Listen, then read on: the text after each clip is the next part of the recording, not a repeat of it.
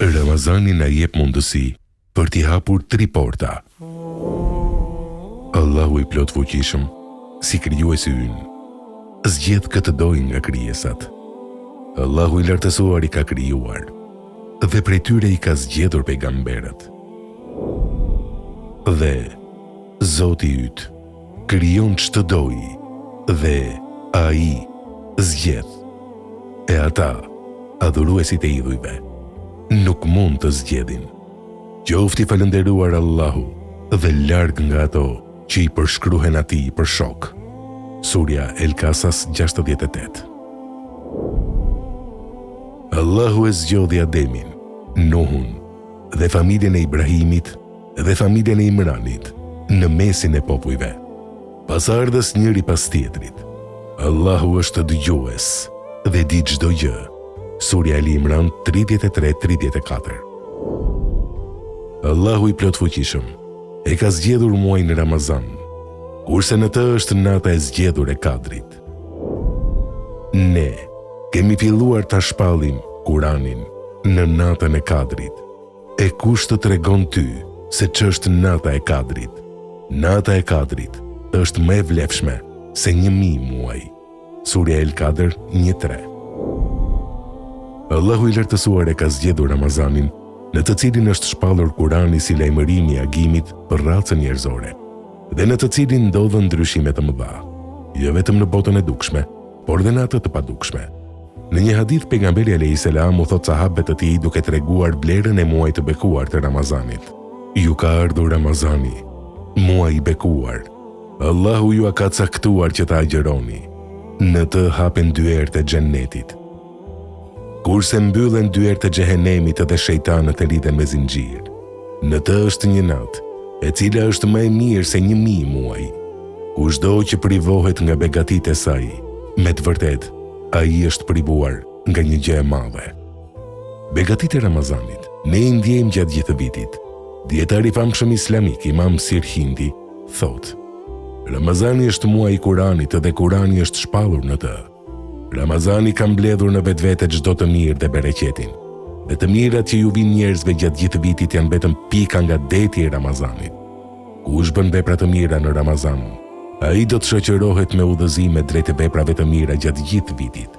Ndërsa kush e kalon këtë muaj në përtaci dhe mëkate, ashtu do t'i kalojë gjithë viti. Në vazhdim do të shohim ajetet kuranore që flasin për agjerimin, dhe mbi bazën e të cilave mund të shohim mesazhet e agjerimit. Allahu thot: o besimtar, ju është urdhëruar agjerimi, ashtu si ju ka qenë urdhëruar atyre para jush, kështu që të bëheni të devotshëm. Jeni të obliguar për ditë të caktuara, e kush është i sëmur prej jush ose është në udhtim e nuk agjeroi, atëherë ai le të agjeroi më vonë aq ditë. E ata që i rëndon ai nuk mund të agjerojnë, janë të obliguar për kompensim, ushqim ditor, i një të varfri, ai që nga vullneti jep më tepër. Ajo është aq më mirë për të. Mirë po agjerimi është më i mirë për ju, po që se dini.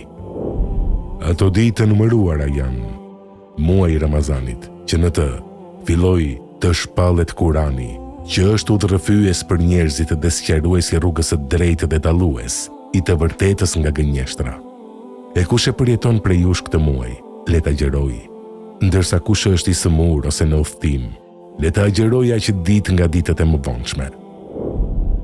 Allahu me këtë dëshiron lehtësim për ju, e nuk dëshiron vështirësim për ju. Të agjeroni ditët e lëshuara më vonë, që të plotësoni numrin, të madhëroni Allahun për atë se u udhëzoi dhe që të falënderoni. E kur robërit e mi të pyesin ty për mua, unë jam afër, i përgjigjem lutjes kur lutësi më lutet. Pra për të qenë ata drejt të udhëzuar, le të më përgjigjen ata mua dhe le të më besojnë mua. El Bekare 183-186.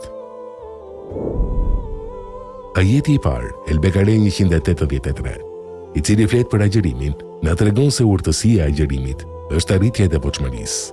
Ajeti i dytë, tërheq vëmendjen te tituria, i tretit te falënderimi dhe i katërtit te udhëzimi. Prandaj disa dietar thonë se qëllimi i agjerimit është t'i arrijë këto 4 gjëra: devotshmërinë, diturinë, falënderimin dhe udhëzimin.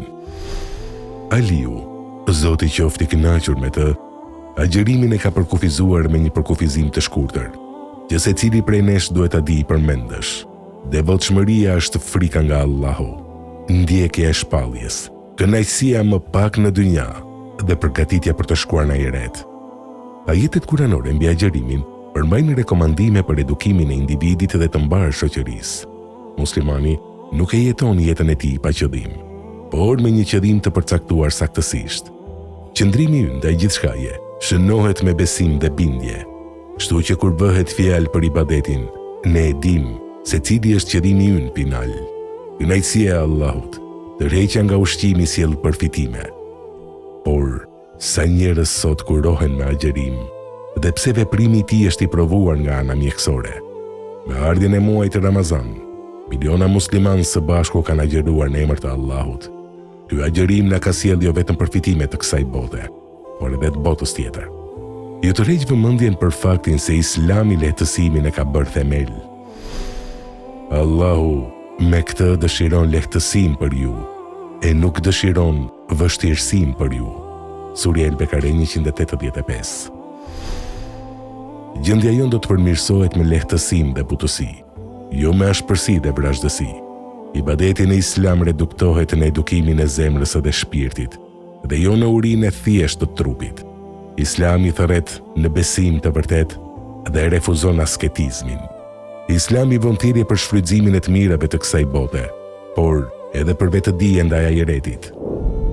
Dhe me atë që të ka dhënë Allahu, kërko ta fitosh botën tjetër, e mos lë mangët atë që të takon nga kjo botë, dhe bën mirë ashtu siç të ka bërë Allahu ty. E mos bën të këqija në tokë, se Allahu nuk i do çrregulluesit. Surja El-Kasas 77. Islami është feja e rregullimit, dhe që përfshin rregullimin e marrëdhënieve njerëzore. Ramazani është mundësi për rregullimin e marrëdhënieve njerëzore, për rregullimin e situatës midis bashkëshortëve, për rregullimin e situatës midis besimtarëve. Pajtimi i dy palëve në grindje largon urrëtitje nga gjoksi, çon në unitet dhe eliminon ndarjet mes tyre. Pajtimi është burim sigurie, stabiliteti, dashurie dhe paqeje, si dhe prove vëllazërisë së vërtetë të besimit. Allahu i lartësuar thot: s'ka dyshim se besimtarët janë vëllezër, pra bëni pajtim ndërmjet vëllezërve tuaj. Surja El-Hujurat 10. Pejgamberi alayhis salam shpjegon se një nga veprat më të mira është pikërisht pajtimi i njerëzve. A doni t'ju informoj për diçka që është më e vlefshme se sa shkalla e namazit, agjerimit dhe sadakas? I kishte pyetur pejgamberi sahabët. Sigurisht që dua, o i dërguari i Allahut tan ata. Pajtimi i njerëzve, sepse në të vërtetë grindja me njerëzit është një diçka që i anulon veprat.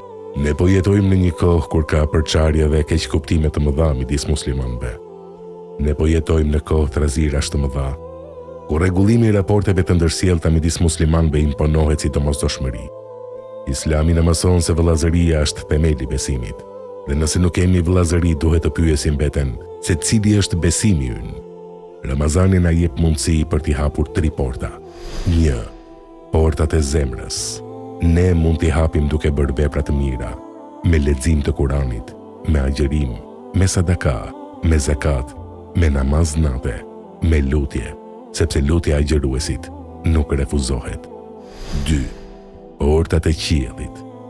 Ne mund t'i hapim me lutjet që i bëjmë gjatë rrugës, në të tretën e fundit të natës, midis ezanit dhe ikametit, lutja e atij që i është bërë pa drejtësi. 3. Portat e xhenetit.